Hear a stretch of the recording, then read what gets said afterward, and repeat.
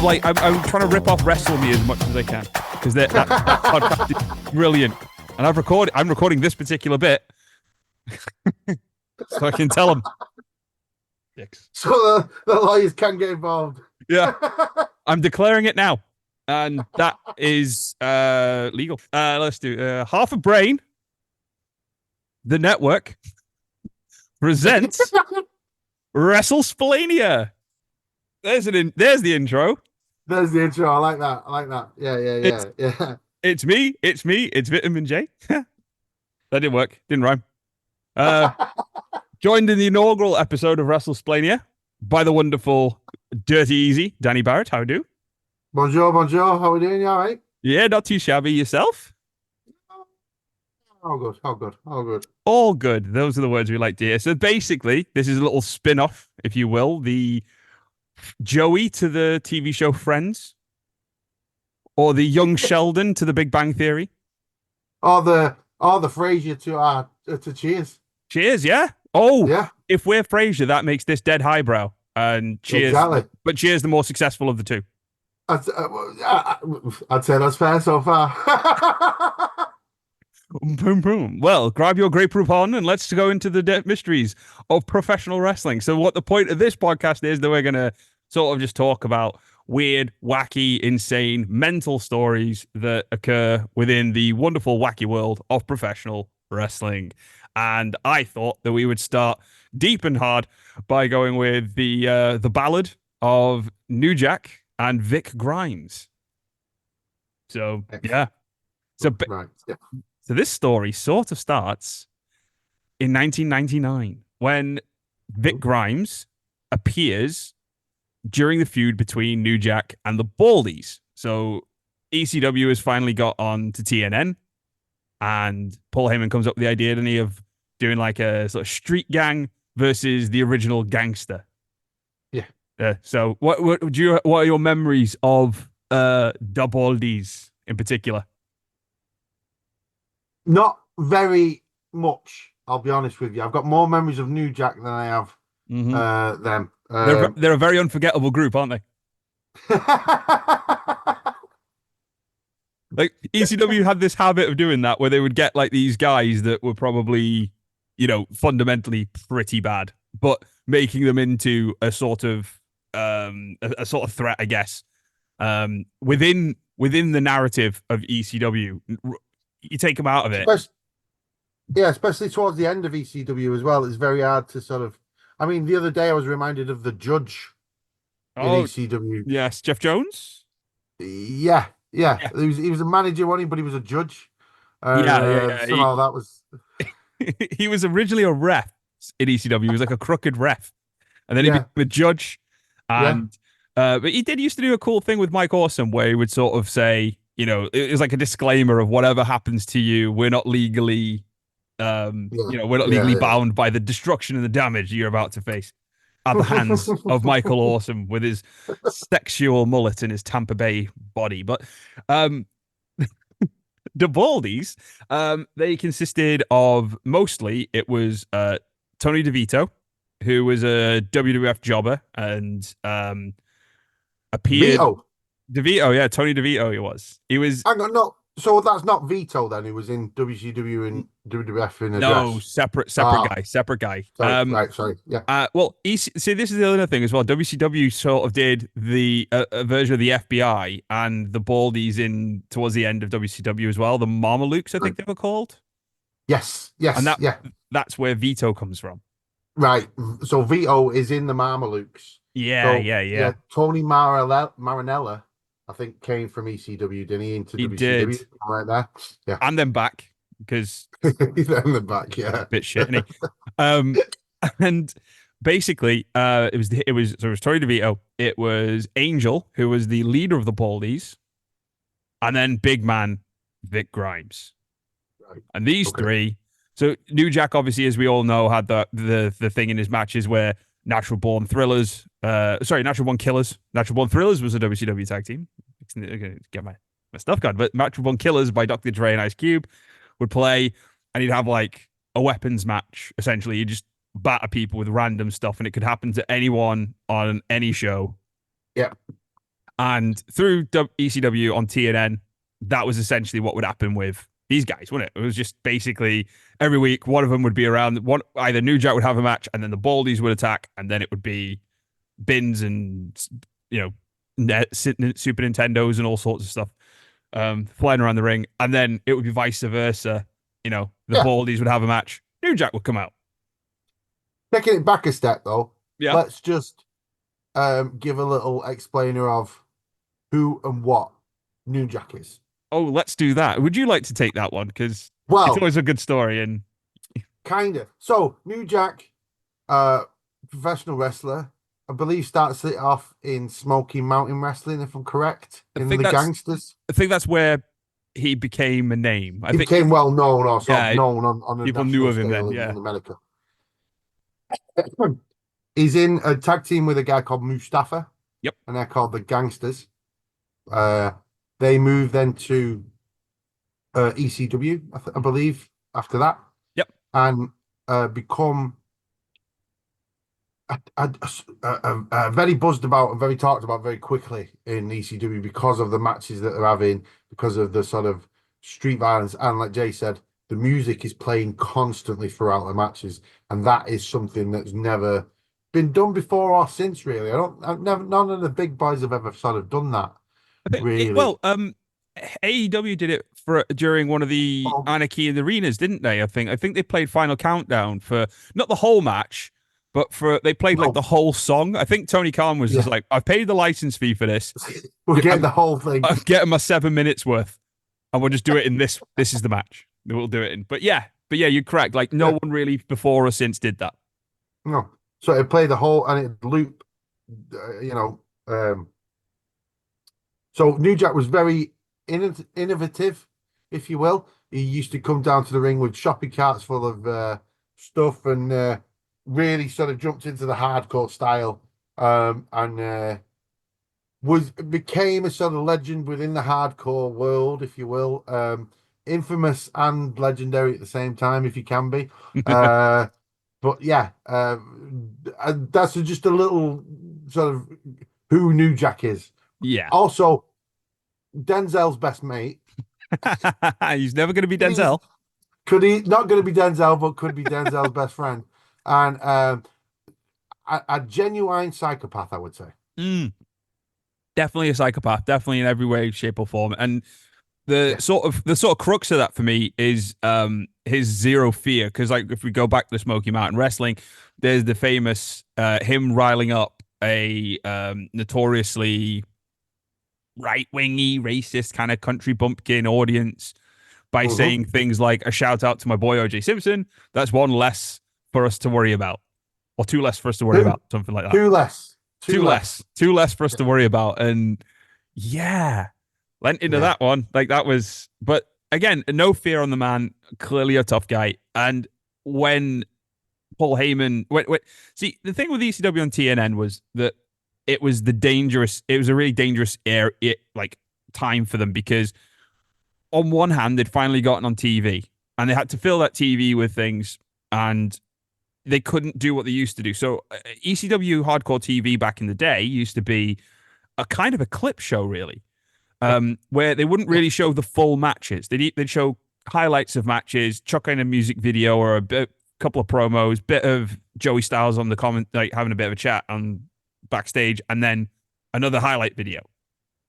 The stock music work people do on the WWE network is incredible on the ECW hardcore TV stuff because, like Jason, 50% of that TV show is music videos and music they haven't got the license for. They just put it in there no matter what. Anyway, a small little tidbit about ECW.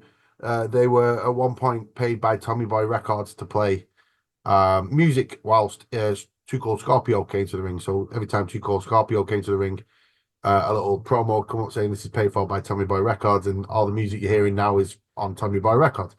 Yeah. When WWF signed Too Cold Scorpio from ECW, they were going to lose that money, and so Vince put them on the books of WWF. So they no longer were an independent company at that point. They were a WWF company, side company at that.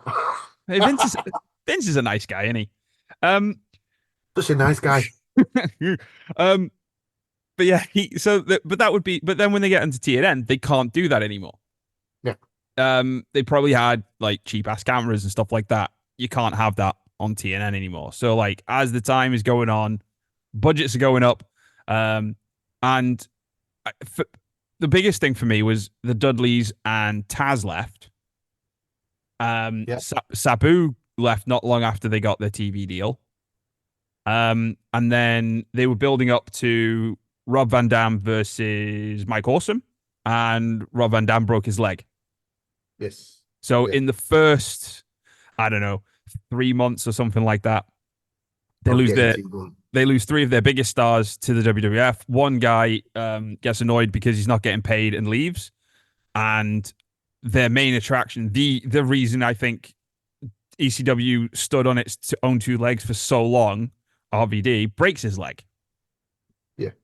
So at this point, they're putting a lot of focus then on New Jack versus the Baldies, sorry. So there's some very cool. I actually think it's really cool. There's one episode of an ECW on TNN where New Jack is on a subway train going around various stops in New York trying to find the Baldies, because the Baldies are like a New York street gang, and I think New Jack's like LA.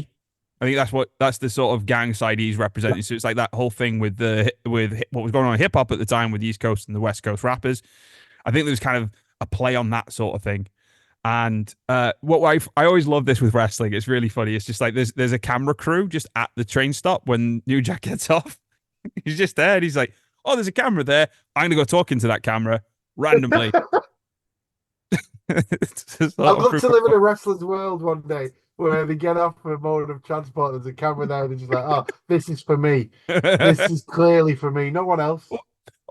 If you're like a face in a wrestling company, why would like you'd watch? I think I'd be clever enough to just watch the show as it goes, so that then like if I see my rival being filmed talking about the evil scheme they're going to do to me during the show, I'd be like, oh, I'm going to be ready for that. But I know it's coming here. But they don't. Yeah, just watch the show and you'll be fine. You're idiots. Baby faces are idiots. And if you can, watch it from a comfortable angle. Yeah, side on is mental. Yeah. Who watches TV like that? Honestly. Crazy stuff. So this all culminates into the beginning of our story between Grimes and New Jack, which turns very real very quickly. So we are gonna sort of talk about the pay-per-view, Living Dangerously 2000. It was in Danbury, Connecticut, at the O'Neill Center. There was about 5,000 people at that show. And it's the beginning of the tournament for the ECW World Television Championship. That's the main storyline going into the show because Rob Van Dam's not around the anymore. main part. Exactly. So you got a tournament going on with Super Crazy, Rhino. You've got the Sandman, and Little Guido was the other guy in it. So that was your brackets were Little Guido and Super Crazy, who seem to wrestle each other every single week on ECW. Yeah, throw in Tajiri in there as well. Oh yeah, chuck a Tajiri in every now and then. Bit of salt on that steak. It was good stuff.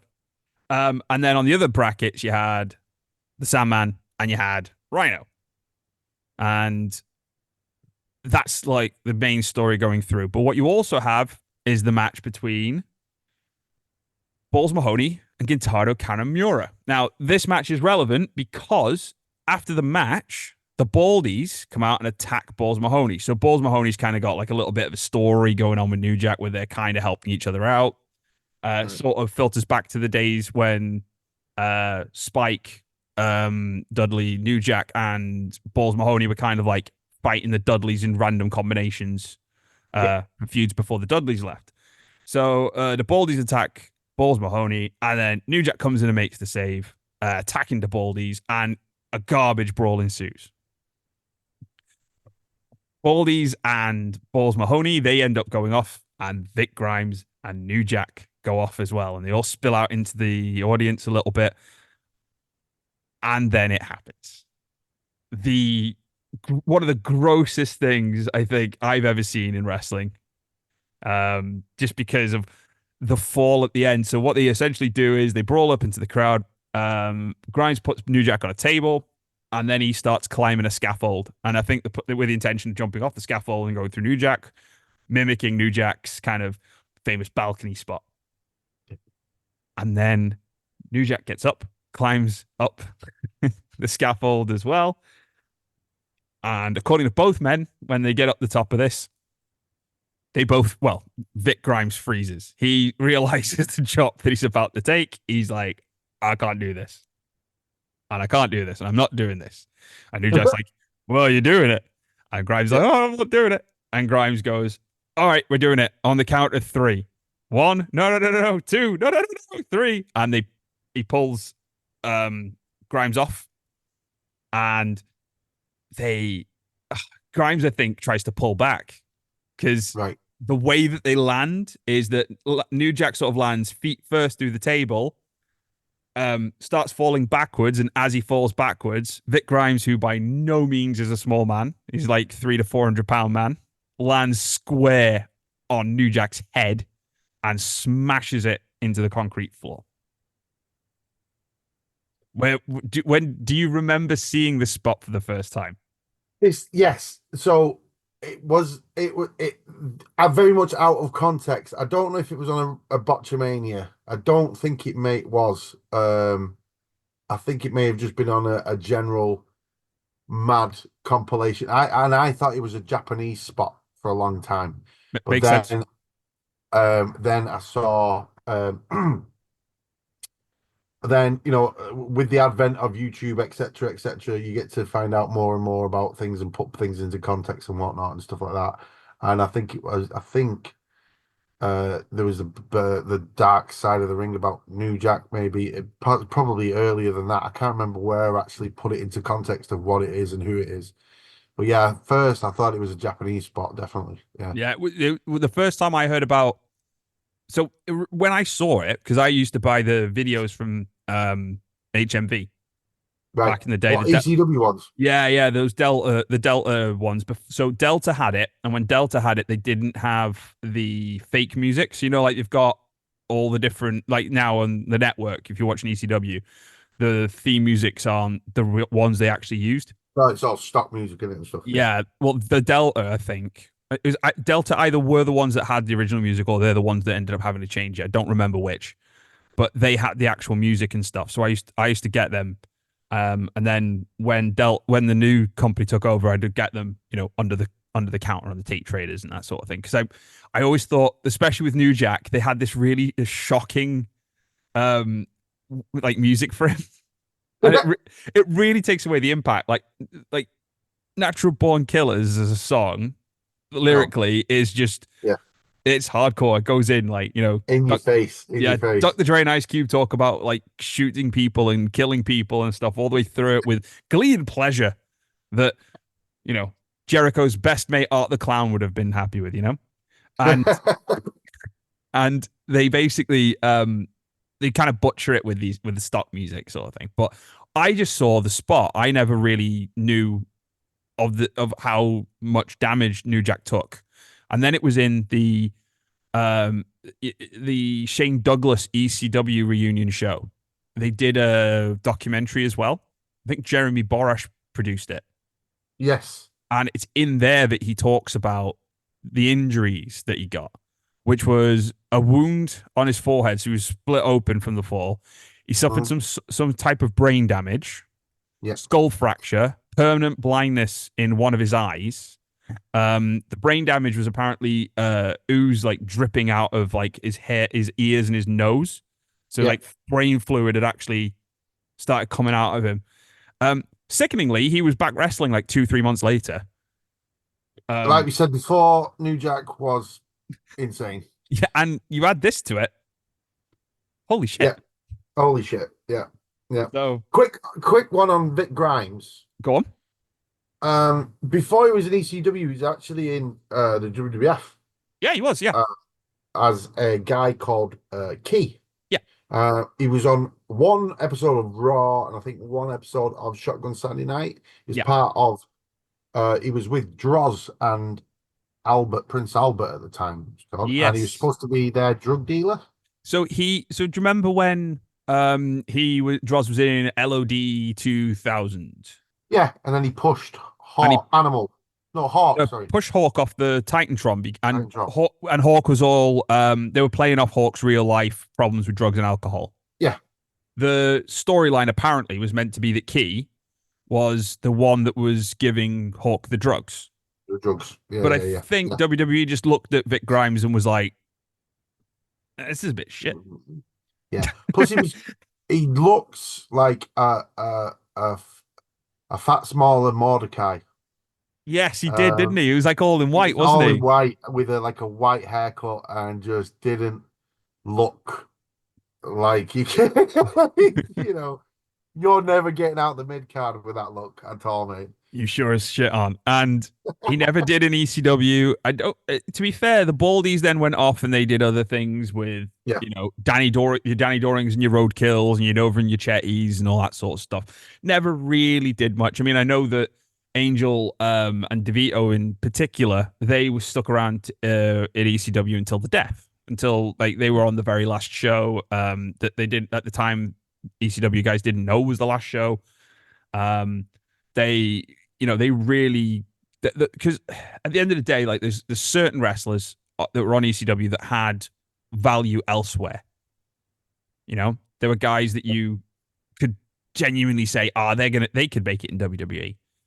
But come on, we're not going to see Grimes. We're not going to see them. And what ends up happening is XPW, which exists at this point, they start getting all the guys. So, like, for you, when did you come across XPW as a concept, as a company?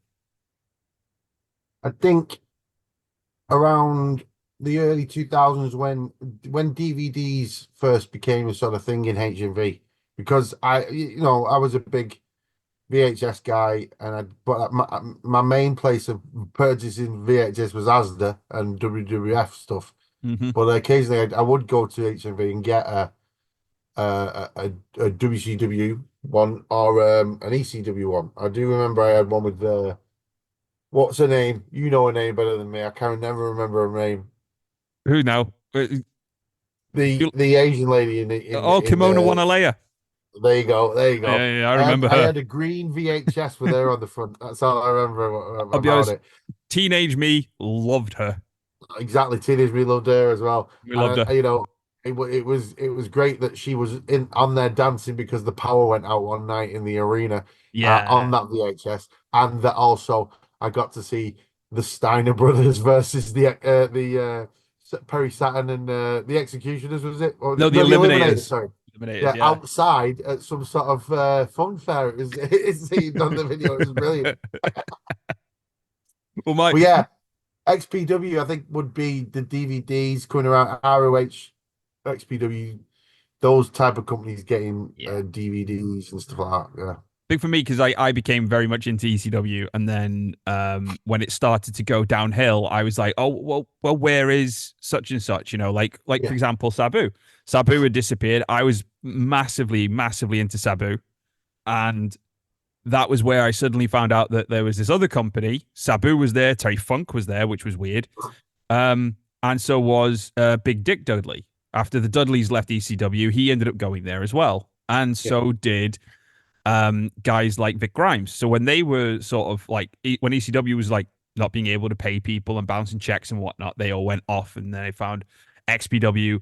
Through that, I found CZW, obviously found Ring of Honor, and I very much became like that was my wrestling, and WWF, and they'd kind of turned me off with the whole Stone Cold Steve Austin turn at WrestleMania 17.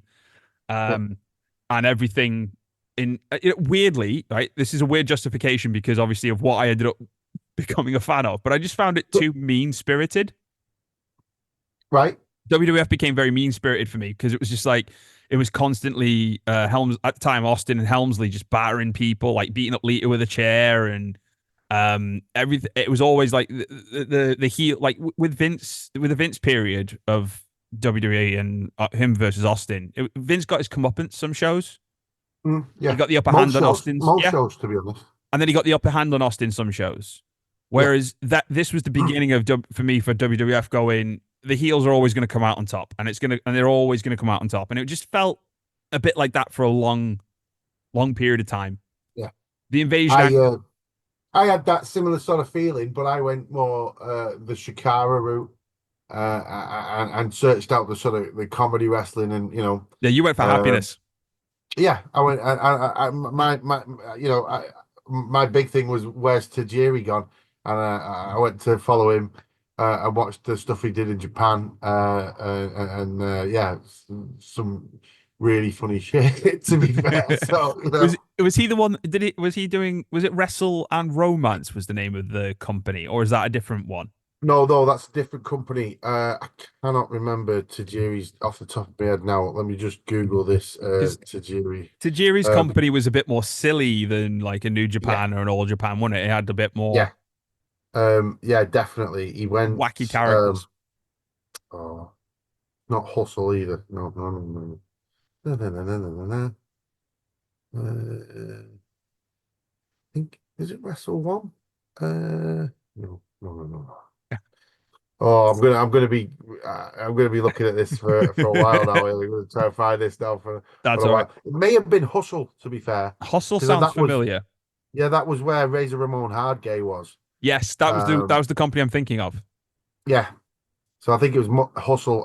Hustle was where Aki Bono, the sumo wrestler, was Tajiri's son from an egg. Yes. But it turned out the egg was actually the Great Muta, which should then set up a match between Tajiri and the Great Muta. Cracking stuff. Just what you want from wrestling. Cornette loves it. Sipping on Sprite and being livid. But so like basically a lot of these guys started going over to XPW. Me, I found XPW, like I said, looking for where Sabu had gone and all that sort of stuff. And then Yeah, when you get all that sort of stuff, and it's a bit more mental than ECW, and it's the next level almost. yeah, You sort of, I don't know, you sort of get a situation, I think, where either you go like your route, where you go for a more either a pure wrestling standpoint, or you end up going off to more the comedy indie stuff, or you end up in this sort of not this nihilistic, evil people being exploded and people going through light tubes and death matches and proper brutal wrestling, and that's where I ended up. I ended up in this dark place, loving this stuff, but on watching it back.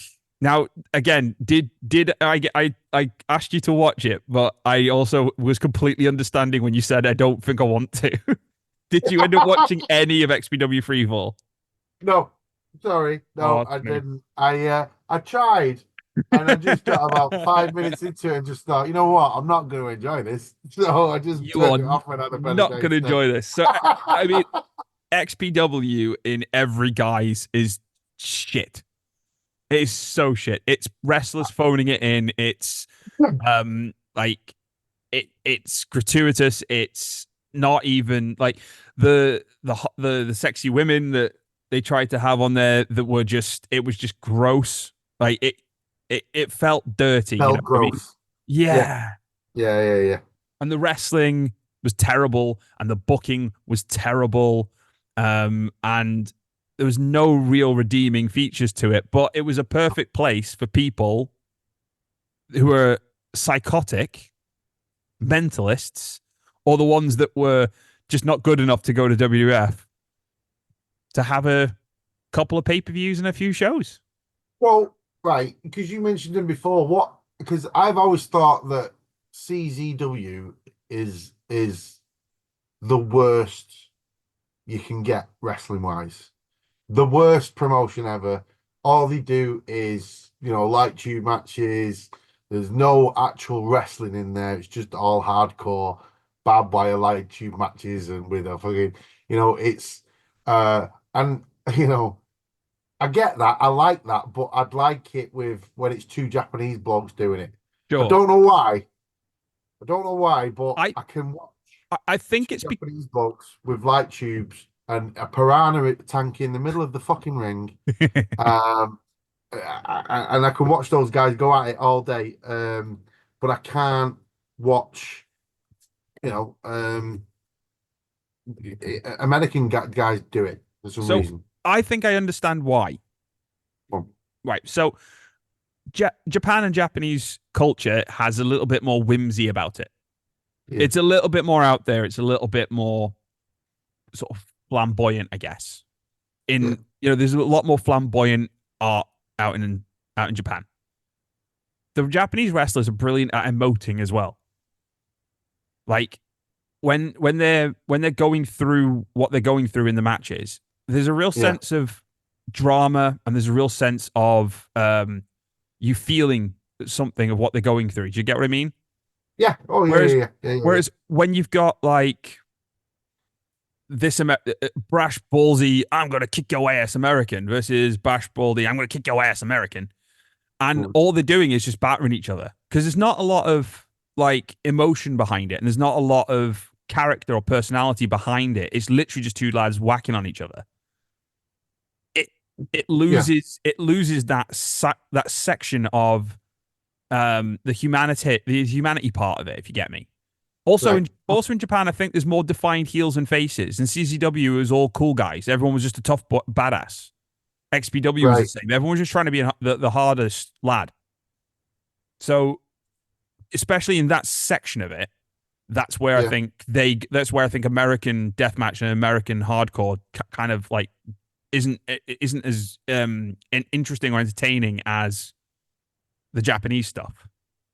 I yeah. think that's that, Because that's my analysis on it anyway. like I said, I can watch Mitsushiro Matsunaga matches, all day. But if you put on Like Nate Hatred uh versus the wife beater. oh yeah, on Necro Butcher, Or yeah, yeah, yeah, yeah. I'd just be like, what is this? Get this off. You know what I mean? Like, Yeah.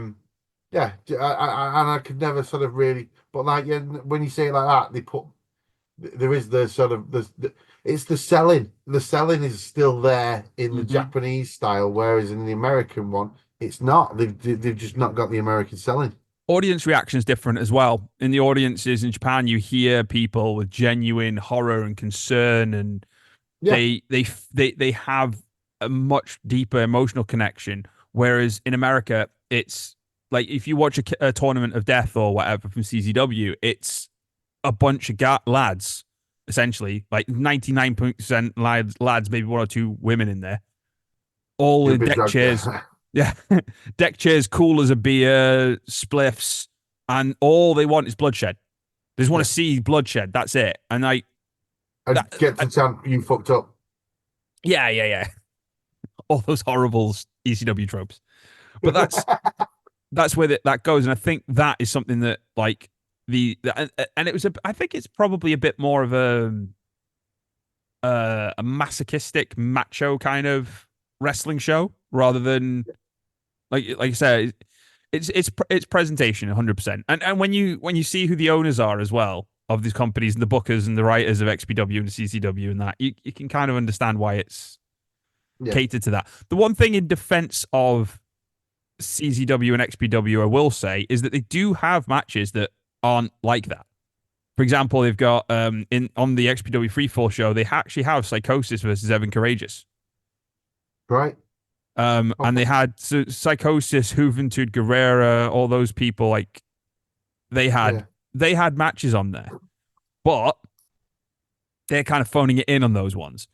Mm. If you switch over to CCW, you have like guys like AJ Styles used to go through there, Jerry Lynn used to go through there. They used to have something called the Best of the Best tournament, which used to be like a cruiserweight tournament. Which John Moxley started off at CZW, didn't he he? Am I did, right yeah, there? he did, yeah.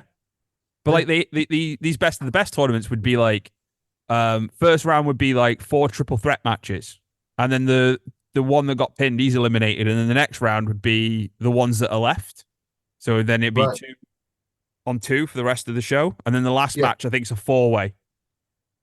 And it was these incredible. Like, you saw a lot of guys like Jack Evans and M Dog 20 and guys like that. You know, the risk taking and the real high flying guys that were very much inspired by Rey Mysterios and Eddie Guerreros and stuff. Like, you sort of saw the genesis of that in CZW, as well as, the main event obviously was all that garbage stuff that you're not a huge fan of. But they did have it. XPW's problem was you had just a bunch of drugged up people that had, like, has-beens almost, that just decided, I'm going here now. Yeah. And it just stank. It was just awful. But being a kid and wanting ECW 2.0, it sort of scratched that itch for a little while until I really twigged how just dog shit it was. And it was actually when Shane Douglas took over and they ended up running. So originally XPW was running out in LA, which we'll get back to in a second when we talk about Freefall. But they went over to Philly and they actually got the ECW arena. Right. And they ran from there for about a year, maybe, before the whole Rob Black getting arrested and the company folding. And when I twigged it was when I'm watching this show in the ECW arena, which had pretty much ECW guys in it, and it was bloody empty. Right. ECW arena is like packed to the gills, in it, and then you could never see like the back walls, because it was full of people. And in this, you could just see like the first 3 rows were full, and that's it. And you're like, this isn't as good, is it? It's kind of shit. Right. So that brings us then to talking about XPW Freefall. This was from the Grand Olympic Auditorium in LA. Only a few thousand people at that one. The arena is actually one. So there's a little bit of this arena is actually quite a famous arena, right? For a lot of different reasons. Wrestling wise, ECW produced its first ever sort of like trip over to the West Coast there, Heatwave 2000, which is where the famous sort of incident with XPW wrestlers and Tommy Dreamer happened. Yeah. So the sort of thing behind that was that Rob Black was supposed to be the promoter in the West Coast for ECW. He'd actually struck a deal with Heyman, and I think if I remember the story properly, it's that when they started negotiating for TV deals and TNN took them on, I think that's when Heyman was kind of like, yeah, not going to get into business with a pornographer and, sully our fine reputation any further. So they did the thing where they bought front row tickets and they got in front of the hard cam and they started doing XPW stuff, and Francine allegedly got touched and spilled out into the car park, where people like New Jack, oddly enough, started battering not necessarily members of not the wrestlers, but like XPW street crew who were handing out flyers outside the show. Right. They got quite a tanning, apparently, and that created a situation then where Rob Black was insistent that he would make XPW bigger than ECW.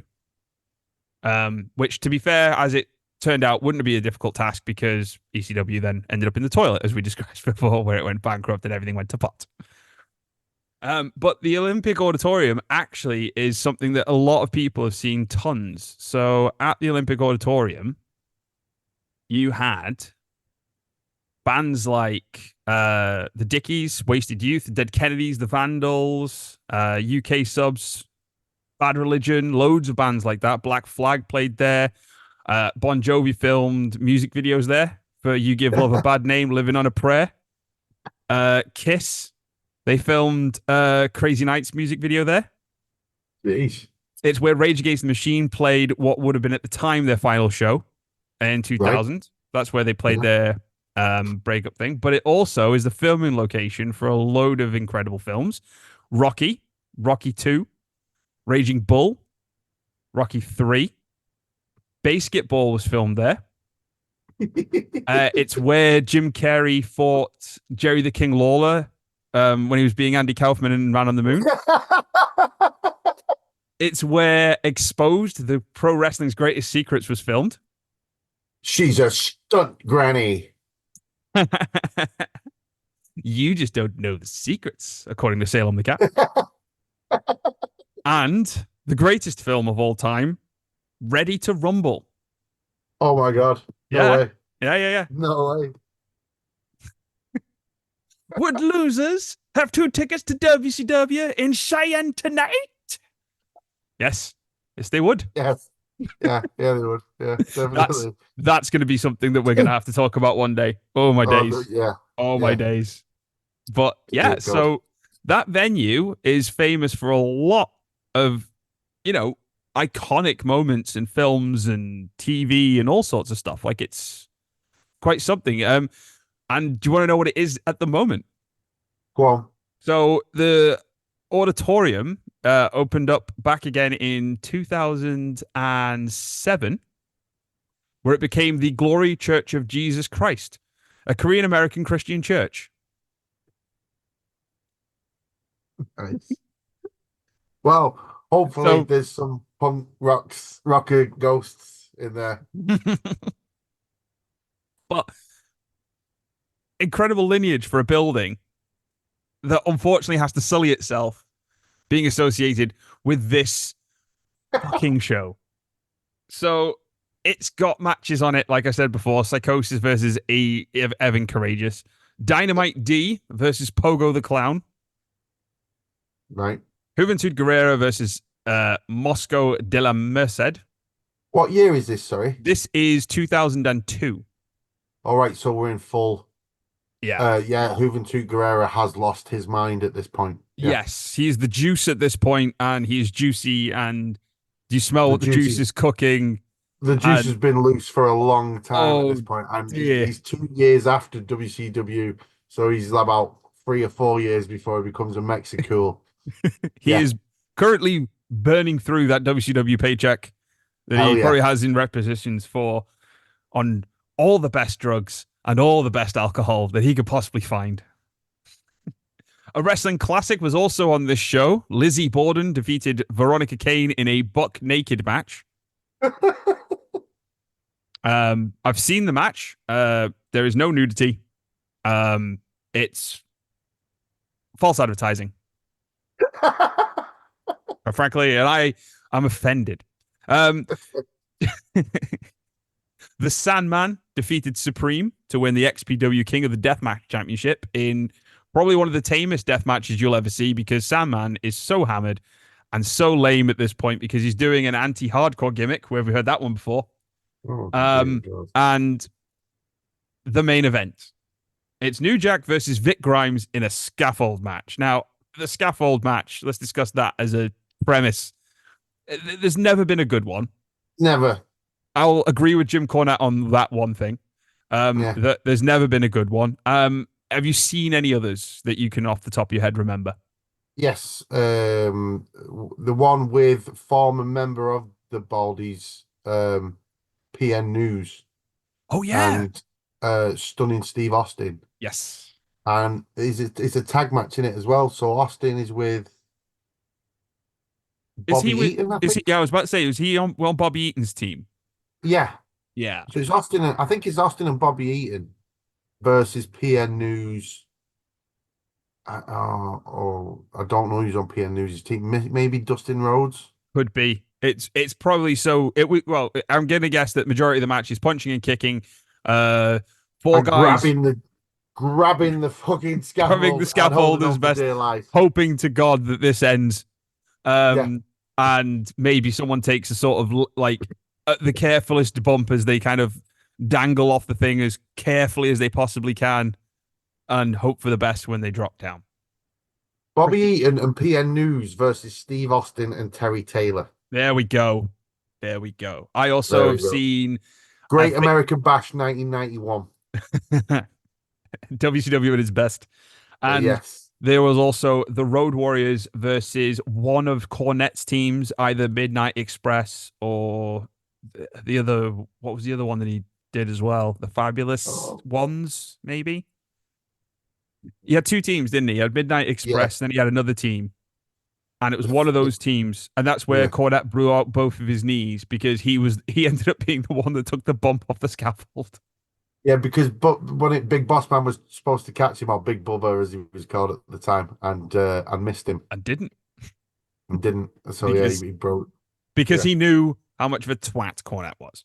Um, just being it. I've seen one scaffold match that was actually half decent. It's Tommy Dreamer versus Primetime Brian Lee. At the ECW arena, which was a similar one. The scaffold, beneath the scaffold was loads of tables, which XPW would imitate in this match. They had loads of the ring was filled with tables, Yeah, I've and seen it in Japan. I've seen them, but they've always put a net of barbed wire underneath. that's gross. Yeah, so Wing and FMW would do that. So again, before Matsunaga, I'm sure we had one against maybe Onita. I'm not 100% sure if it was Onita though. But yeah, I have seen them in Japan where I say there's Which barbed which wire netting underneath the scaffold. Yay! which fall would you rather take then? Tables, nothing, because that's what they did, the Mad Bastards in WCW did, or the Mm. barbed wire. I'm guessing that I Oh, know the answer to that one, but I oh, I think tables. To be fair, it'd be. Yeah, it'd break your fall a bit. I mean, barbed wire, as long as you close your eyes and cover them with your hands, you may be all right. I hope don't for the know. best. Yeah, When they're in, they're in, and yeah, exactly. And you're probably not moving very far when you land. Like, you so. probably stay really goddamn still. Yeah, I think I'd take tables, but Yeah. from the ending of this match, I didn't think I'd want New Jack to be the one that throws me off. Oh, oh, So basically, both New Jack and Grimes find themselves back together in XPW. They start a feud over the pay-per-views and the shows beforehand.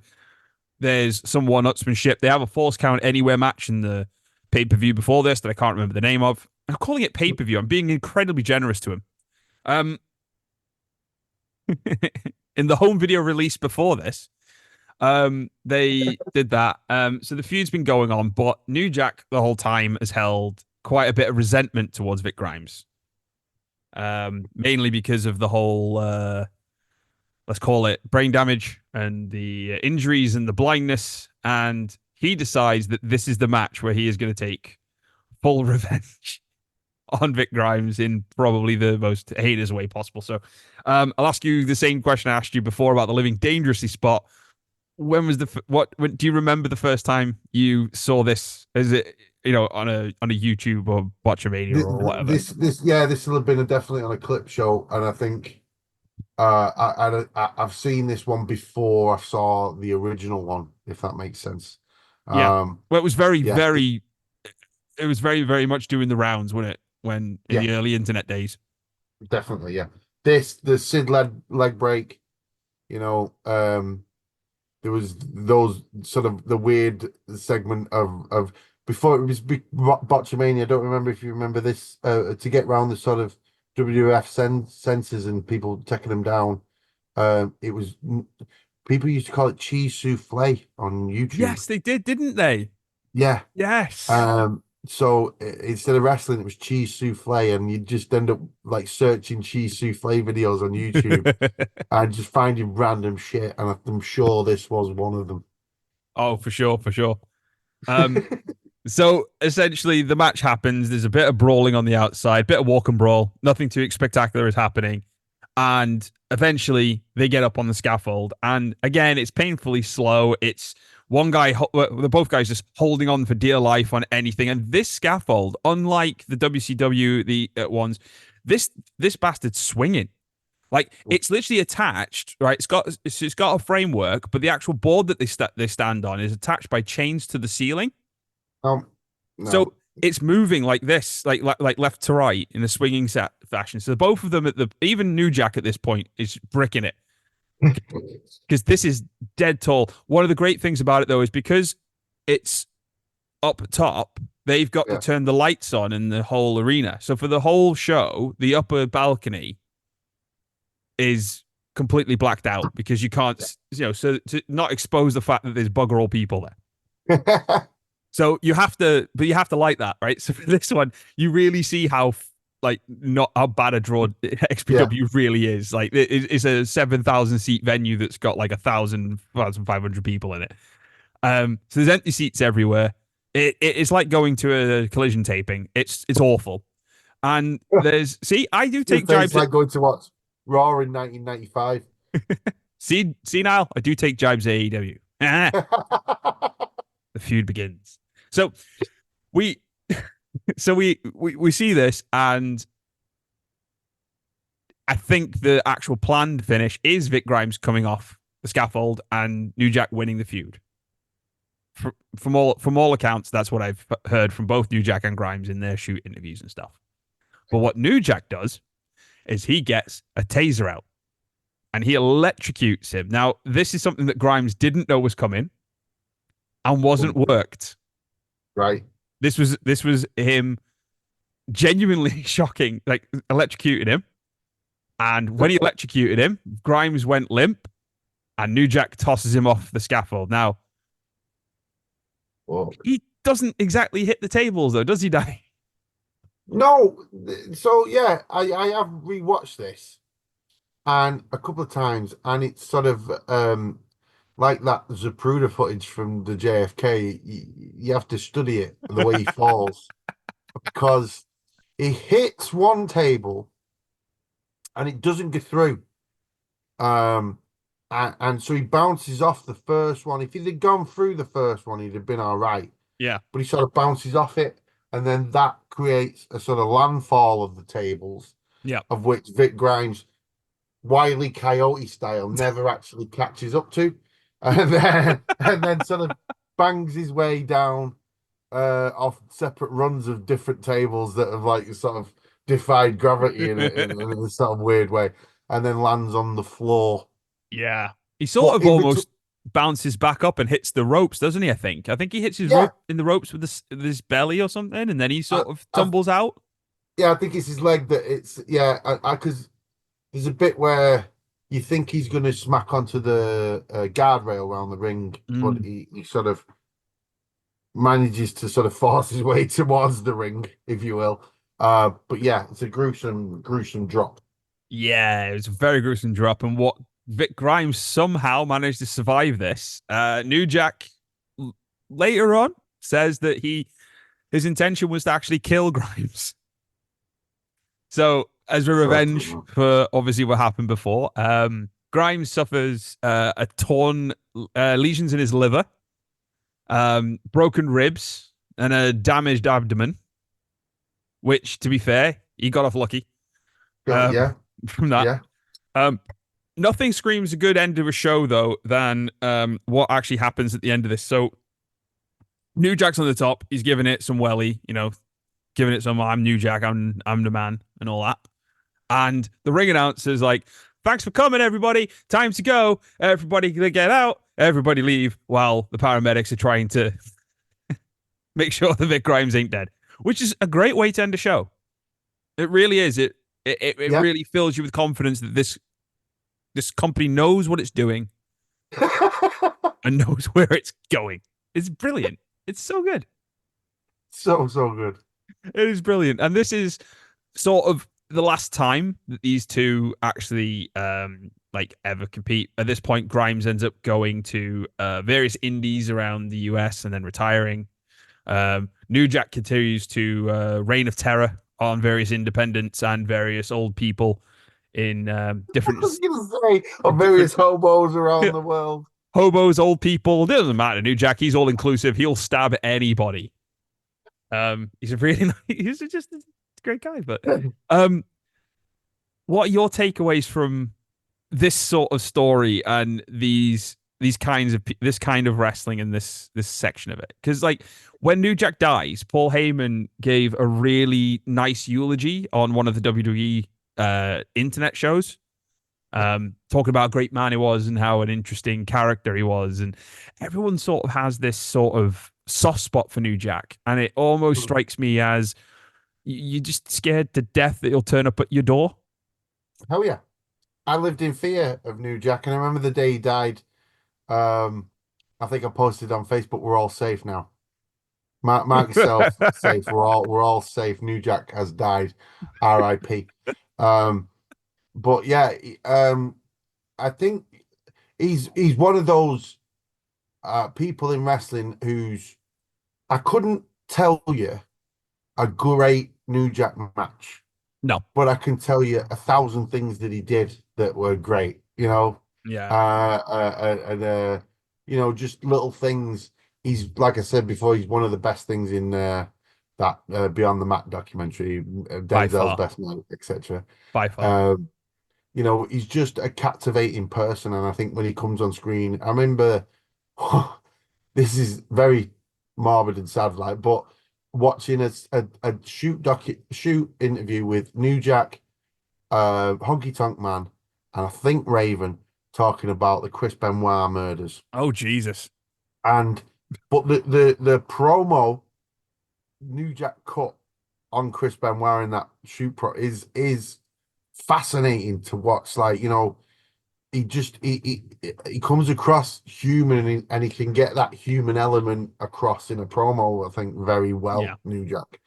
And when it comes to wrestling, there is no wrestling there. He's just smacking people with shit and jumping off really high stuff most of the time. But I think outside of the actual wrestling, work, he's one of the best wrestlers in the world. It's interesting because it's one of these things where like I said, I've said to you guys in the chat that I use my partner as a barometer for wrestling because she is not a wrestling fan in any shape or form, but she does sort of watch it with me and as can get why I like it. Yeah. She's not necessarily going to go out of her way to watch it, but if it's on, she'll watch it and go, "I get that. I don't understand why you like that, but I like that." And so the two people that she said were the most realistic were Steve Austin and New Jack. She said, when I hear them talk, I believe that they're going to do what they say they're going to do. I believe that they are that. I don't feel like it's a character where you get some wrestlers when they do a promo like a Seth Rollins or someone like that who's just regurgitating lines. This is with him, it didn't come from that. And I think between the two of them, like Grimes is the one that in this particular story, Grimes is kind of the one that's just like such an afterthought in this sort of arc of a story because he didn't have anything that New Jack had. No. Like he didn't have the presence. He didn't even New Jack's wrestling ability, which was limited at best, was better than anything Vic Grimes did. Like I can't, like you said, you can probably name a ton of New Jack moments. Yeah. The Vic Grimes moments that you can remember include New Jack. And it's because like I was saying before, those two appearances in the WWE. If you're a WWE, person who watches the videos like on the internet, the 10 Attitude Era superstars you don't remember or yeah. stuff like that, Vic Grimes is going to pop up in a list like that. Yeah, I mean, That's it. I did not know about Key. I watched WWF religiously as a kid. I'd watch Jacked, I'd watch Metal, I'd watch Superstars, I'd watch Prime Time, Yep. Challenge, everything. Like, I really took in everything and watched everything when I was younger because I absolutely adored that period of WWF. Yeah. Don't remember him. No. Can't place it. No. I can remember like the commandant for the what were they called? The Truth Commission. Truth Commission. Like I remember the Yeah. commandant. I remember what he looks like, and he was I there. can remember Dr. Death Steve Williams wearing a kabuki mask, right? 1 week on Raw he did this, Yeah. and he pushed Al Snow off, not Al Snow, Bart Gunn. He pushed Yep. Bart Gunn off the ramp at the top. Next week, Jim Ross comes out, turns heel, and pulls him out as his bad guy. He was like, "This is bad booking. They were trying to book him in a kabuki mask," and I just the way he said kabuki, Yeah. Jr. is lodged in my brain. Kabuki. But you don't remember Key. Like I don't remember like, Key. and it's not until he was mentioned in I think it was an OSW maybe or a radio podcast. I was like, "What's this?" Yeah. Like, and they showed a clip, and I was like, Yeah. "Holy hell!" But like, there's wrestlers that have it, and there's some that don't. And one of the biggest problems with ECW towards the end is that they relied on guys with the presence and charisma and a skill of guys like Grimes. I mean, like, you think about like Danny Doring and Roadkill. You think about the fact that Just Incredible was was the guy that they decided to put the world title on after Mike Awesome left for WCW. You know, you can't survive on those guys. And with these indies that cropped up after WCW and ECW went out of business, what you ended up with was like I said, you had your Psychosises and your Juventudes, but they weren't Psychosis and Juventude on WCW tearing it up in the late 90s. They were the shells. You had guys like Shane Douglas just being like not like trying to replicate what he did in 96 in ECW and not being able to do it. You get these sort of lame characters. I mean, like Nick Gage was around at this point in CZW, but Nick Gage has only recently, over like the last like 5-6 years, become something that fans connect with, because he's finally twigged the recipe. He's become the new Jack, if you will. Yeah, for sure. There's a lot of New Jack influence in Nick Gage. A lot of it, the whole MDK. That's gang stuff and the attitude. He wears the camo trousers. He does the wrestling style with the weapons and the hardcore and stuff. There's a lot of a believable promo. Yeah. There's a lot of that in there. So a lot of this stuff, whilst terrible and horrific, has influenced some good things with today's wrestlers and stuff. And unfortunately, XPW does exist now. Still, it's back. It's only the libs, like only they can. With MAGA Butcher, the MAGA Butcher. Yeah, so the Necro Butcher is now the MAGA Butcher. Now, this is the thing, like, so in trying to find videos of XPW shows, I tried to look at some XPW TV, which was, oh my god, it was a bloody chore. And then which it's worse than ECW used to do, where we talked about with the highlight videos, and you'd be highlights of matches and then there'd be promos and stuff. It would be the commentator who was awful trying to promote the next show that was coming up, and then there'd be like a Rob Black segment, and then there'd be like a little recap of maybe a feud, and then a Rob Black segment, and a recap of a feud, and then the Rob Black segment, and then it would finish. And it was literally, that was what the TV shows were. Oh god! And it was like following it was awful, horrible, poorly produced, poorly acted, awful stuff. And then it just sort of like, you had these shows, and you could understand why they were doing the highlight clips, because some of the wrestling on the show was some of the worst. But unfortunately, in trying to find videos for this, I found videos of the new stuff. And the new stuff is it couldn't be more towards the sort of right-wing, insane American. That's essentially all I can think of. Like the ones that take the politics way too far. And it's full of quote unquote cancelled wrestlers, like your Tessa Blanchard show up there. It's and they are controlling the narrative. It's kind of like Control Your Narrative, but not as well produced, and not as like, I've watched a Control Your Narrative show, like just out of curiosity, and the one I watched, actually the wrestling part of it was good.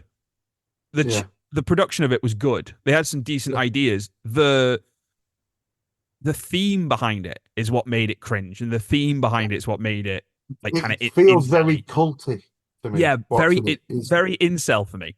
Yeah, well, it was just like, am I watching somehow a cult thought wrestling's the way forward, and this is how we'll get people in. Well, that was what it felt like. Like how the Scientologists would present wrestling. Yeah. But there's a lot. The thing is, though, like, the interesting in the hindsight is watching a 2021-2022 XPW show, and a 2002 XPW show, nothing changed. The Right. tone's still the same. The sort of the leanings politically and how you treat people and how you treat women and the different things, like they've got gay characters that are horrific stereotypes of gay characters, and they're always like, they're on the receiving end of the joke. And do you know what I mean? Like it's very mean spirited and all that sort of stuff. It's not changed yet. Back in 2002, liberal brained me, who liked hardcore wrestling, was completely, didn't bat an Oblivious to eyelid. that sort of thing. Yeah. And it's very interesting watching it back and seeing things like this, but an environment where these things can happen, because you wouldn't like either incident at Living Dangerously or at Freefall. Mm. Either incident would happen in WCW or ECW, or well, it happened in ECW, sorry, but it wouldn't happen in WWF or WCW. It wouldn't have happened in those environments. No. And it's Well, I mean, for a fact, WWF, sorry, WWE, they've never done a scaffold match. no, they have the sense Uh, not to. yeah, you know, and you can see Vince, what he'd say about AEW. It's all going to be blood and guts wrestling.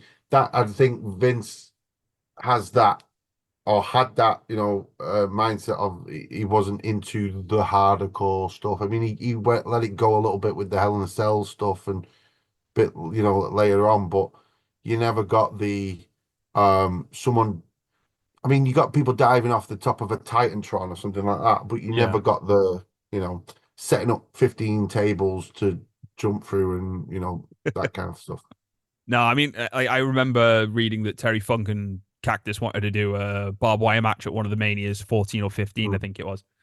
yeah. And he wasn't, Vince wasn't game for that. It was a bit too, it was, the step too far, I think. And, there's room for this stuff at times if it's done at the right time in a feud, maybe. Sometimes, I mean, like Drew and Punk at that recent Hell in a Cell. Yeah. That was kind of a death match. Yeah. In a way, As close to it as you can get at in a that, WWE in the sense. WWE for sure. Yeah. AEW have done their fair share of death matches and stuff. Yeah. And there's an audience out there for it. I think what you learn from this stuff and from the mistakes of the past is that you can't have talentless people doing it. You can't That's just the thing. have tough guys who are happy to just absorb punishment do it. And I think that's, Yeah.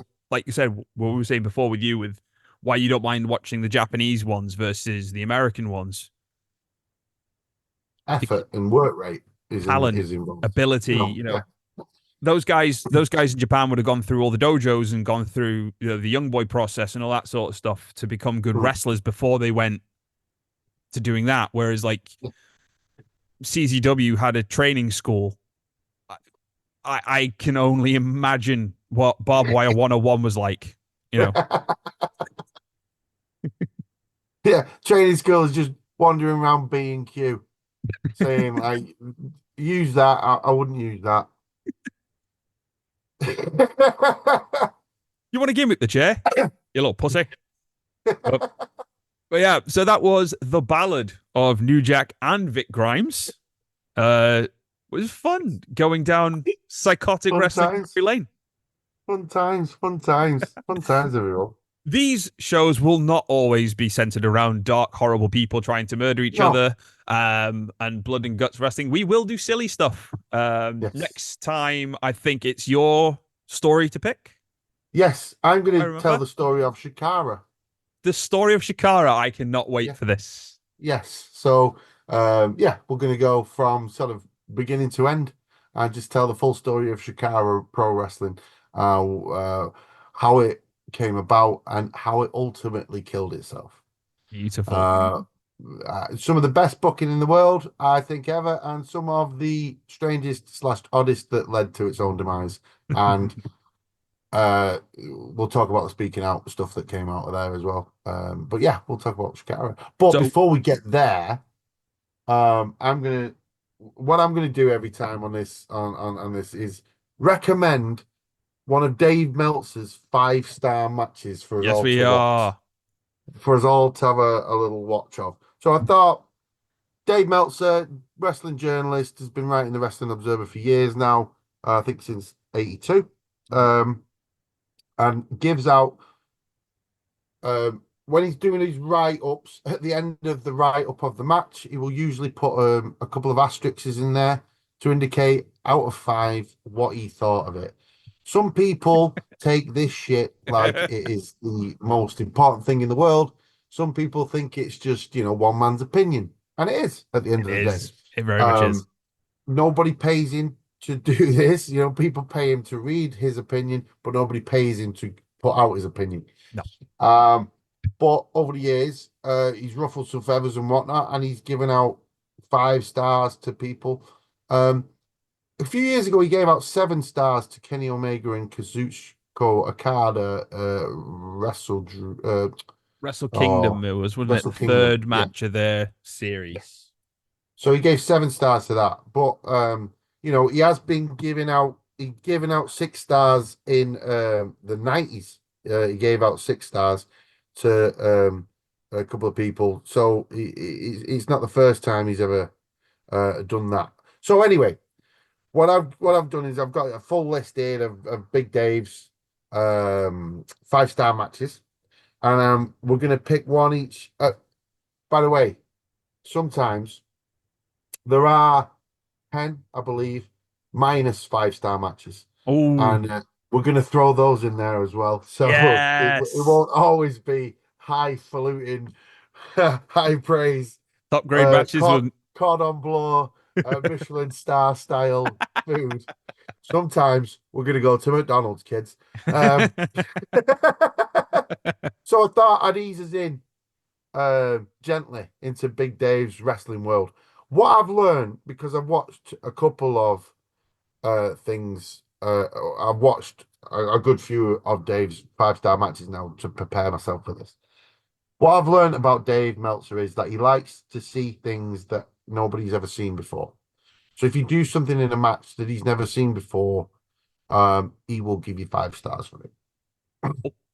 So with that in mind, the first match we're going to talk about, dead easy one, WrestleMania 10, Shawn Michaels versus Razor Ramon in the first ever WWF ladder match, first ever ladder match on American TV, because Kendo Nagasaki had a ladder match on British TV before this.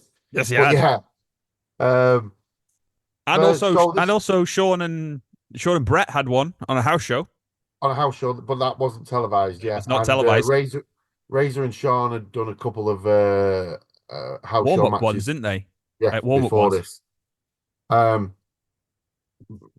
Razor's always said that he made money after his career signing the picture of him on top of the ladder with the 2 titles, and pictures of Shawn splashing him as well. So that's how he made his money at conventions, he always said. But yeah, this is the first ever WWF match to get 5 stars. Really? WrestleMania 10. Yeah, this is the Wow. first one. But I was going to ask you this. Did you think of a match before this that would get 5 stars? I mean, bear in mind on the same pay-per-view you've got Brett and Owen, but Brett and Owen get the next 5 stars at the Survivor Series in the cage. So we'll talk about Yeah. that down the road. But yeah, this is the first ladder match one. So this is the first ever match to get 5 stars. For me, I'm surprised that Savage Steamboat never did. Yeah. Because But that's the only one you could really throw at it that say what you would say. yeah, because it's the only match I can think of from the early days looking back on it that had like work rate and false finishes and that Mhm. level of athleticism drama that kind of Yeah. inspires your Owens and your Bretts. Like, Do you think that George Steele getting involved though in that brings it down a little bit? no, because it's part of the story. It was it Yeah, was it was on the TV story, and it's not really yeah, much of a muchness in the grand scheme of the match. The mm, grand scheme of the match is all about Savage targeting Steamboat's throat and mm, really bring and the drama. Maybe the finish just being yeah. a small package that might bring it Might down, I help bring it guess. down a little bit. Yeah, But at the same but time, I think it's an absolutely flawless match that I could look back on today with today's eyes and seeing the shit that we see every week on TV. Oh yeah, It's still comparable, hell yeah, hell yeah. you know? But also at the same time, like I said at the start, um, Big Dave likes to see things he's never seen before, and I think you know, Warrior, sorry, Macho Man, Steamboat. It wasn't the first time that they fought. Do you know what I mean? So WrestleMania 10, obviously, the 10th edition of WrestleMania, first WrestleMania without Hulk Hogan on it. Um, bit of a strange one because there's a mini tournament for the championship, isn't there, really? Lex versus Yoko first, and then later on, Brett versus Yoko. Spoilers. Um, but yeah, Sean versus Razor. Just a bit of backstory for the match. Sean has been the Intercontinental Champion, had been forced to give up the championship due to him taking steroids and being caught, but kayfabe wise, I think due to an injury. So gives up the title, goes away for a bit, comes back early because Vince needs somebody to fight Brett at this Survivor Series pay-per-view because Jerry Lawler has been bad man. He was a bad man, wasn't he? He was a very bad man. Very bad man, allegedly. There we go, covered ourselves there. So Sean comes back, ends up then feuding with Razor, who's won a battle royal to become the new Intercontinental title, to become the undisputed Intercontinental Champion. Yeah. So we end up with this match. Starts off. I forgot this, but Diesel, sorry, is with Shawn Michaels. Yes. Around this time, so he comes out with Shawn, but he's sort of quickly ejected by Earl Hebner. Gets him out there, and then there's sort of there's sort of two or three sequences in the match, if you will, main parts of the match. There's the wrestling section, which, starts off the match early on. Diesel gets ejected, and then it sort of becomes less wrestling and more, let's involve the ladder. The ladder becomes involved with the wrestling moves. Then it becomes, let's use it as a weapon, more of let's use it as a part of the wrestling. And so Sean's chucking the ladder at Razor. Razor's, smacking Sean with the ladder outside the match, etc. and stuff like that. All the while, Vince is shouting, "Unbelievable! Unbelievable!" Entire time. But yeah, finishes the match is fantastic. It comes sort of out of nowhere. Sean is pushed off the ladder by so Razor goes up the ladder and is pushed off by Sean. Sean then starts to climb, and then Razor runs off the ropes, pushes him off, and Sean traps himself in the second rope. And you can see him get out just as Razor's halfway up the ladder. Mm-hmm. But the brilliant thing is Sean somehow traps himself with his arm, so he doesn't, sell. But yeah, fantastic match, worthy of the 5 stars, I would say, definitely. Yeah, 100%. Like I said, one of the first ever WWF match with 5 stars. We won't always be looking at WWF. They have got a couple, but I think it's only 11 at the end of the day, and a lot of them have come later on in life and have the words NXT or the letters NXT involved in them. But yeah, that's the first Big Melts pick. Because what the thing with that match that I really like, even looking back on it when I've ever seen it, looking back, is that, and it's something that they don't do really in ladder matches much anymore, because of the way that the match evolved, was that they used it more of a weapon rather than something to fall off or dive off.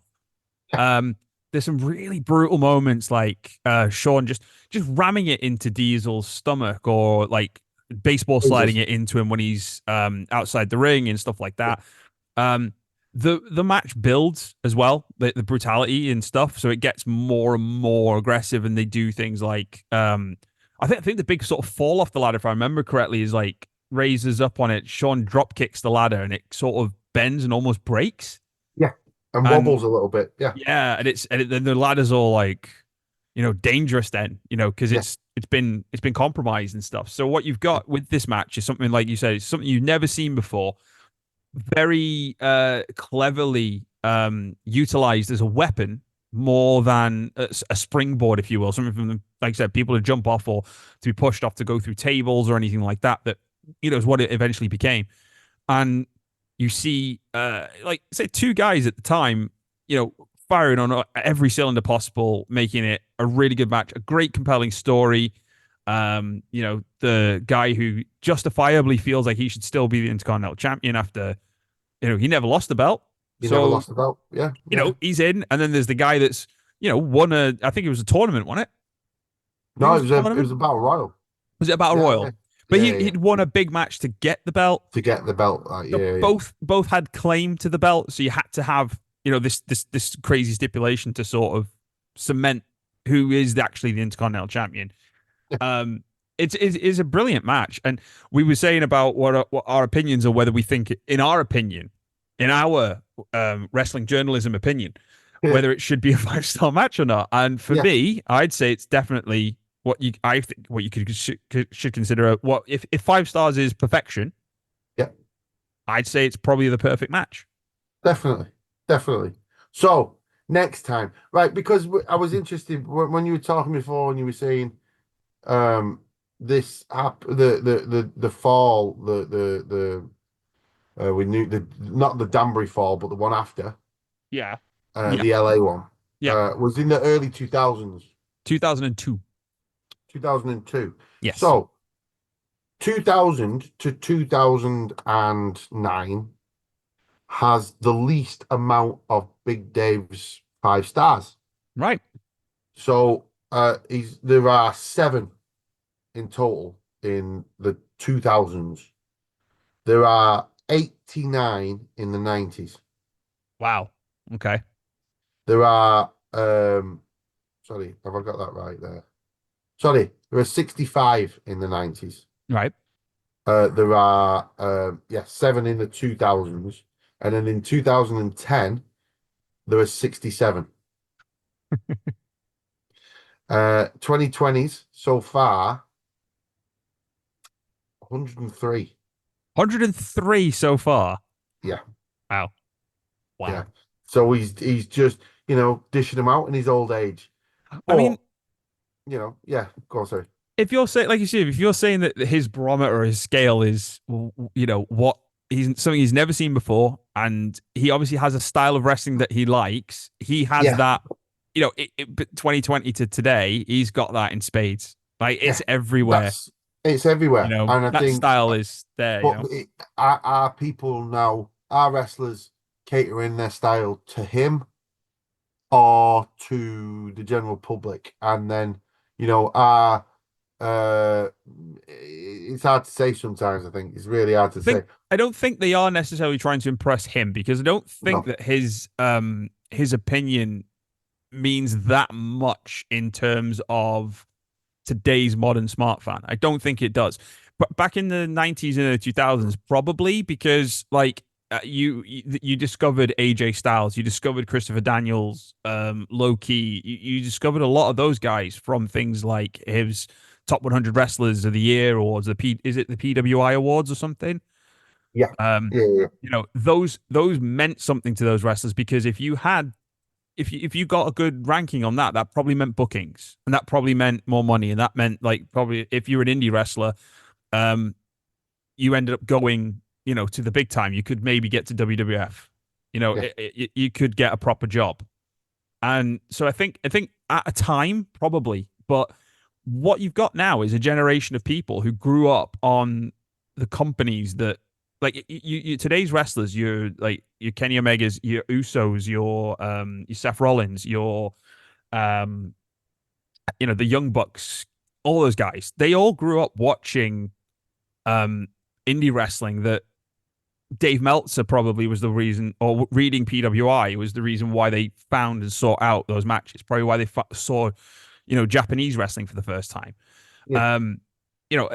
Hearing about Hurricane Hall and stuff like that. I heard it because of finding out what the PWI was and Meltzer talking about it and watching shoot interviews and people like Nash going, well, if it didn't happen in Japan in front of 400 people, was it any good? You know, Yeah. and I was like intrigued by the sort of why do people like Nash hate it so much? Why do you Yeah. know what I mean? But I don't think I think today I think wrestling or sports entertainment, whatever you want to call it, has evolved to a stage where that is now your wrist locks and your headlocks is that kind of match. And for someone like Dave, I think it's just a coincidence that it fits what he likes. I Yeah. don't think it's intentional. I don't think Tony Khan or Vince / Triple H book things thinking of him.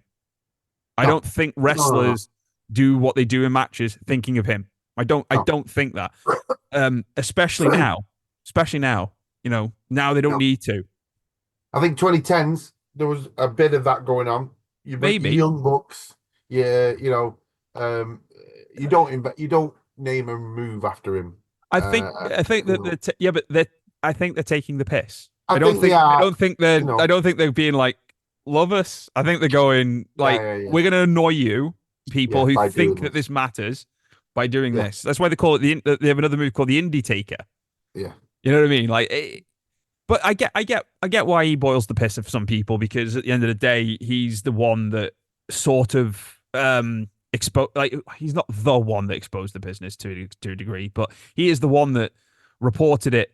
Like going, this isn't entirely above board, lads. There's a mechanic behind this, and here's some rumors and all this sort of stuff. And some of the stuff that he was probably saying was true, and it's annoyed people because their deep dark secrets back in the 80s and 90s came out in a newsletter, and they're reading this going, "How does he know I did this?"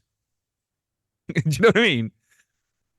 Whereas now it's like some kid backstage who's like sees the brawl between two wrestlers backstage, and he's tweeting it straight away. You know what I mean? So, so I just want to point out something there that Dave Meltzer didn't invent giving wrestling matches 5 stars or anything like that. Do you want to know who did? I do. So there was a newsletter, right? The Wrestling Observer in the 70s and the 80s called Weasel's World of Wrestling. And this guy mainly focused on the Memphis era Right. territory of wrestling and would write about Jerry Lawler, Dundee, etc., etc., Yep. and was friends with a man called Jim Cornette. And his friend Jim Cornette suggested to him one day, why don't you rate wrestling matches? And that's where Weasel's World of Wrestling got the idea to give matches star ratings. And Fantastic. that's where that took off.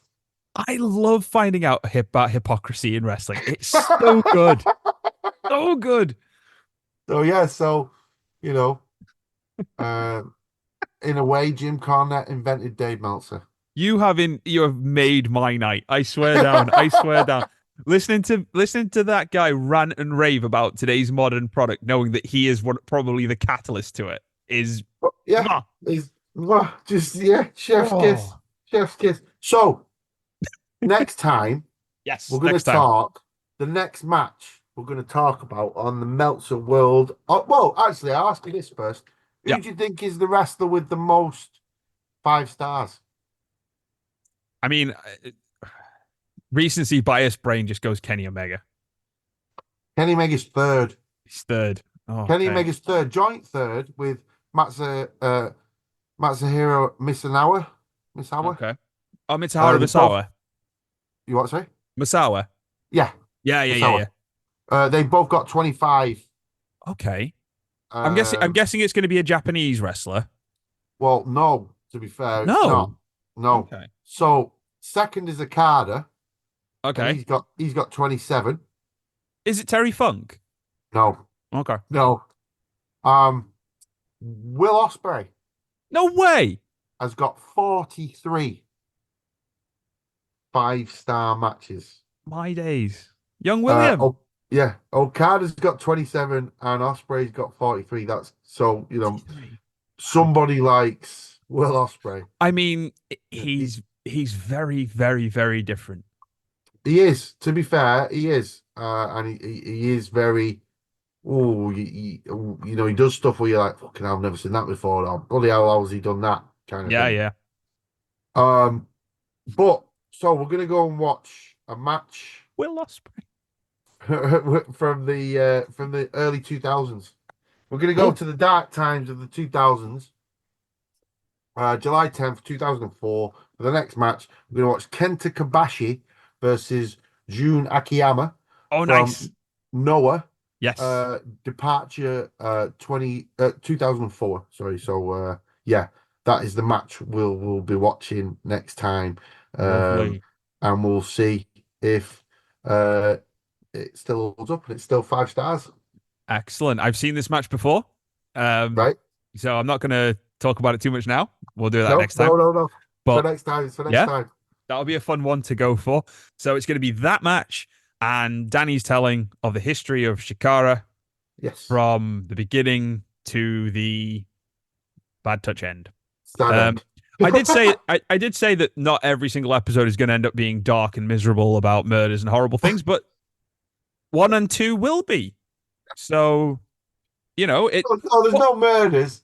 There's no no, murders. no, there's no murders, but we're still in Austin Helmsley booking era where everything's miserable and the bad guys. But a slimmer glimmer of hope for a while. But that did lead to some bad things, but also led to some other great things, which we'll talk about next time. A lot of great things because we are both Shikara fans, so yeah, that'll be a good one. Well, thank you very much for joining me, Danny. Thank you very much for having me, sir. Welcome to the new episode on the Half the Brain Network. Exactly. We're taking over. Yes. Hey, network. How dare you to throw us off the air? Oh, we can't. It's our network. We do what we want, son. We do what we want. But if you did like this on the old podcast app, please give it a good rating. 5 stars if you liked it, because that's what Meltzer would do. Leave little comments, however you see this on Spotify, on Apple Podcasts. I don't know even what these go out on, but whatever they are, follow social medias at Half the Brain. Is it Half the Brain or Half the Brain Pod? halfthebrainpod@gmail.com. That's where you can send us emails and give us your opinions on, maybe you have an opinion on the 5-star match that we listened to, or even the story. Maybe you know some trivia. Maybe you know something we haven't mentioned that's sexy and juicy that we can do a footnote to on the next episode and all that sort of stuff. But follow us on social medias, do all that good stuff. Rate us, feed the funky algorithm so people can be aware of us. Our real show, Half the Brain Pod, is coming out soon as well. Maybe before this or after this, I'm not sure. It should hopefully be before this. Will be by the end of this week. So that'll be the November issue, which will be the best and worst payoffs. Yes. Wrestling history. So go back and listen to that. Go back and listen to our other episodes as well. There's some cracking ones in there with our huge cavalcade, our huge stable of wonderful people. And I think then, if that's the case, then the Half the Brain after this will be Christmas quiz. Yes, the end of year quiz where everybody fights to answer my questions correctly, which tend to be evil. But this time, spoiler for the first quiz, which I was part of, I won't be picking a subject this time so broad that I completely fuck myself. Yeah, what was it? WCW 1993, and I was like, was it? I know 93 like the back of my hand. Yeah. Who was Eric Watts' partner in the Battle Bowl? Who fucking knows that? Who fucking knows that, Danny? No one. Hey, you can ask me any question about the brawl for all, and I'll answer it. Like, it's one of them, mate. You gotta have it. You gotta have the knowledge. On WCW Worldwide, Steve the Pirate wrestled who? To a 30-second draw. Yeah, set myself up for that one. So I hope you set myself up for a fall this time. Good man. There we go. So thank you for listening. Bye. See ya. Bye.